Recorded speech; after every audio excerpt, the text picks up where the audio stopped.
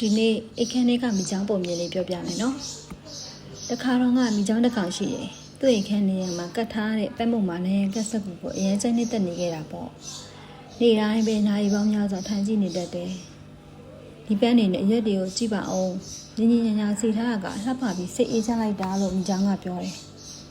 မိချောင်းမကပြန်ပြောတယ်အချစ်မင်းအေးရပေါ်မှာအချိန်များလုံးနေပြီ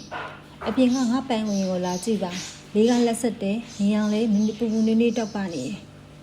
ကောင်းပြီလေမင်းဆိုရင်ခဏလောက်တော့ထွက်ကြည့်မယ်လို့မိချောင်းကနည်းနည်းစဉ်းစားပြီးပြန်ပြောလိုက်တယ်သူကနေအောင်တောက်လုံးလို့မျက်စိမနာမဲရမျက်မှန်တက်ပြီးအပြင်ကိုထွက်သွားတယ်မိချောင်းမကသူ့အိမ်ကိုကြည့်ပြီးအယမ်းခုန်လာ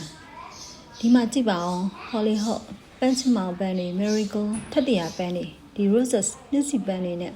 lily of the valley တောတွေကနှင်းပန်းတွေရဲ့အနံ့ကိုလည်းရှုကြည့်ပါလို့ပြောတယ်အဲ့ဒီခါမိချောင်းကအံ့အားသင်းပြီးအော်ပြောတယ်။အော်ဖျားရည်မင်းဝင်တော့ပန်းတွေရွက်တွေကရောရှက်ပြီး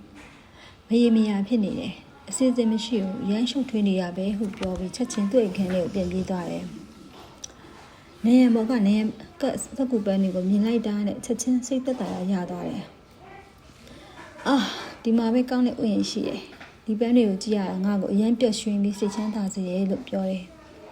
အဲ့ဒီနောက်ပိုင်းမိချောင်းကအဲ့ရတွေကမှထွက်တော့ဘူးနေရံတွေကိုပြုံးပြုံးကြီးကြည့်နေတတ်တယ်မလုံမရှားနဲ့နောက်ဆုံးတော့သူ့ရောင်ကအရန်ဖြော်ပြီးမကြမ်းမာတဲ့အစိမ်းရောင်တစ်မျိုးဖြစ်သွားတယ်